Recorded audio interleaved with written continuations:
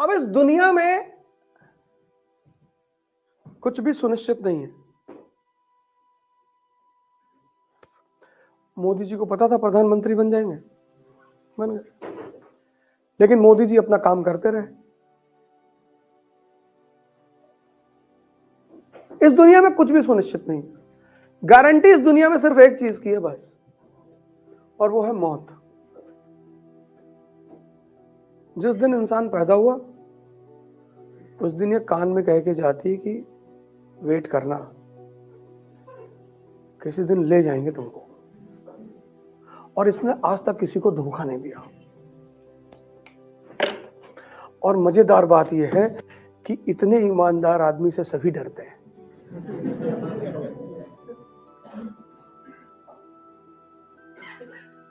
इसने आज तक किसी को धोखा नहीं दिया, किसी को भी। भगवान भी धरती पे आए तो उनको भी लेके गई। पूरे इतिहास में दो लोग हैं जो सशरीर स्वर्ग जाने की कोशिश करते हैं। एक तो नहीं पहुंच पाया, एक आदमी पहुंच गया, वही युधिष्ठिर।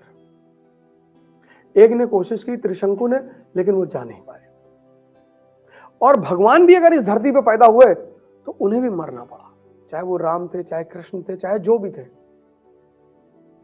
आप लोगों में से तो बहुत सारे लोगों ने मिर्जापुर देखा। मिर्जापुर तो एक ऐसी सीरीज है जो संदेशों से भरी पड़ी है।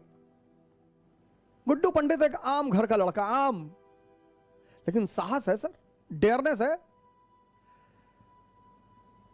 और उस डेयरनेस ने, ये चाहिए मिडिल क्लास को, रिस्क लेना है मिडिल, ये आप वहां से सीख सकते हैं, डेयरनेस है। वो मुन्ना भैया से डरता है, नो डाउट। वो मुन्ना भैया की इज्जत करता है, नो डाउट। लेकिन जहां उसके रिस्पेक्ट की बात आएगी तो वो खतरा लेगा। और अखंडानंद त्रिपाठी से कहता है, अखंडानंद कहते हैं कि अगली बार मुन्ना भैया तुम्हारे घर गए और तुम घर पर नहीं रहे तो वकील साहब को कौन बचाएगा? बार बार तो तुम थोड़ी बचाओगे। तो तुरंत पलट कर कहता है कि भैया अगली बार मुन्ना भैया घर पर आए और वापस ही नहीं आए, खतरा तो वहां भी है। And he is impressed by that status of Guddu Pandit. Immediately वो प्लान करता है कि यार ये तो गैंग में भर्ती करने वाले लड़के हैं, इनसे क्यों लड़ना। कुछ क्वालिटीज है ना जो आपको हमेशा पे करेंगी, हमेशा। बट उनको समझिएगा, क्योंकि डेयरनेस और पागलपन में बड़ा थिन लाइन का डिफरेंस है। क्या शेर से लड़ गए, चीर फाड़ के खा गया, ऐसा नहीं करना है। जिंदगी का सबसे प्यारा पहलू पता क्या है? रिस्क, जो 99% लोग ले नहीं सकते। गारंटी चाहिए हर चीज में। कपड़ा खरीदते 4 बार पूछते हैं, भैया कलर तो नहीं छोड़ेगा? नहीं, ले जाओ, कलर छूट जाएगा, दूसरा खरीद लेना। लोगों का बस चले तो जो कार वार खरीदते हैं चारों तरफ गार्ड लगा दे, चारों तरफ, कि कहीं से भी लड़े गाड़ी, हम मर जाएं गाड़ी बची रहे। दुनिया में 2 तरह के लोग हैं, दुनिया में 2 तरह के लोग थे, और दुनिया में 2 तरह के लोग रहेंगे। एक एरिस्टोक्रेसी, ये राज करने के लिए पैदा हुई है, और दूसरा कॉमन पीपल, ये मार खाने के लिए पैदा हुआ है। ये 2 तरह की, ये 2 जातियां थीं, ये हैं, और ये कयामत तक रहेंगी, कोई नहीं मिटा पाएगा।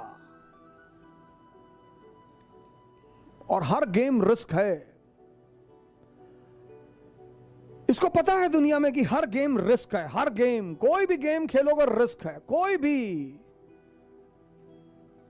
पर रिस्क का एक मजा है सर। हारो, पूरी दुनिया गाली देती है तुमको, सब खड़े होके, मम्मी पापा पड़ोसी भाई बहन, कि हम कहे थे आईएएस की तैयारी न मत करो, हम कहे थे ये मत करो, हम कहे थे वो मत करो, और आप अकेले कोने में बैठे हैं और हंस रहे हैं। आप बेवकूफ हैं तो रो भी सकते हैं। आप हंसेंगे इसलिए कि इनका हित पूरा नहीं हुआ, इनके सपने टूट गए। और अगर आप जीत गए, अरे तो 50 भाई और पैदा हो जाएंगे। ये कानपुर वाली बुआ के छोटे वाले लड़के हैं, अच्छा, देखा नहीं कभी, अफ्रीका में कैसीनो चलाते हैं, अच्छा। इनको हर चीज में एश्योरेंस चाहिए, हर चीज में, हर चीज में। ध्यान करेंगे तो दिमाग शांत हो जाएगा। ये सब इनकी खासियत है दोनों ग्रुप की। इसको पता है हर चीज में रिस्क है, कुछ भी हो सकता है सर। जिंदगी में सिर्फ एक ही चीज का एश्योरेंस है, मौत का। गारंटी बस उसी की है सर।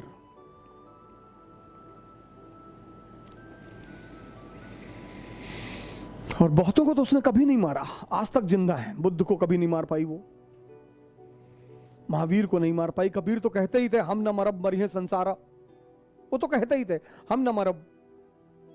और जीवन 100% रिस्क है। यहां मौत को छोड़कर कुछ भी कंफर्म नहीं है। और 98% लोग इस दुनिया में, 98% लोग इस दुनिया में हर चीज का कंफर्मेशन चाहते हैं, बस ये परेशान है, यही परेशान है। 2% रिस्क लेते हैं, और जब ये 2% उपलब्धि की ऊंचाइयों तक पहुंच जाते हैं तो ये 98-90% अपने आप को सांत्वना देता है कि अरे भैया भाग्य, भाग्य भैया, भाग्य, भाग्य के बलि हैं भैया। भाग्य, भाग्य नहीं है, आशीर्वाद मैं मानता हूं परमात्मा का। भाग्य तो मैं मानता ही नहीं, मैं परमात्मा का आशीर्वाद मानता हूं कि आप कोई काम करते हो वो आपके सर पर हाथ रख देता है, तो कितना भी मुश्किल काम हो वो आसान होता चला जाता है। मैं कर्म के सिद्धांत पर प्रभु के आशीर्वाद को मानता हूं। भाग्य जैसी कोई चीज होती ही नहीं। भाग्य सिर्फ एक बहाना है ये 98% लोगों को अपने आप को डिफेंड करने का। ऐसा मैं मानता हूं, हो सकता है मैं गलत हूं, मैं इस बात से इनकार नहीं कर सकता, लेकिन हम जैसे लोगों को भाग्य नहीं मानना चाहिए। मिडिल क्लास के लोगों को कभी भाग्य नहीं मानना चाहिए, कभी नहीं, मानना ही नहीं चाहिए। अगर होता भी है तो भी नहीं मानना चाहिए, क्योंकि हमारे पास खोने को कुछ है ही नहीं। हमारे पास क्या था? हमारे पिताजी डाक खाने के बाबू थे, हम 2 कमरे के मकान में रहते थे, हमारे पास खोने को ही क्या था? लेकिन हमारे पास पाने को पूरी दुनिया थी।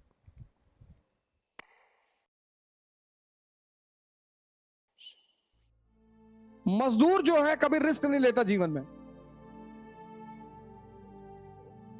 बस इसीलिए वो मजदूर है। दुनिया में जो रिस्क नहीं लेते हैं वो मजदूर हैं, क्योंकि जितनी बड़ी चीजें हैं उनमें श्योर कुछ भी नहीं है। Rahul Gandhi is trying till today, Rahul Gandhi is trying till today. Right. For past 26 years he is trying. Right. Then why you are afraid? तो इसीलिए बहुत सारे लोग राजा बनने का सपना देखते हैं, लेकिन राजा बनने के रास्ते पे चल नहीं पाते, क्योंकि सबके पास हिम्मत नहीं है। 98% people are afraid. So इसके ऊपर सर, इसके ऊपर कुछ है क्या सर, कि मतलब हमें अफ्रेड ही नहीं होना है? हाँ, तो उसका सबसे सिंपल, मैंने परसों एक लेक्चर लिया था नौजवान क्रांति में, मैंने उसमें कहा कि जब तुम किताबें खरीदो साथ में कटोरा भी खरीद लो।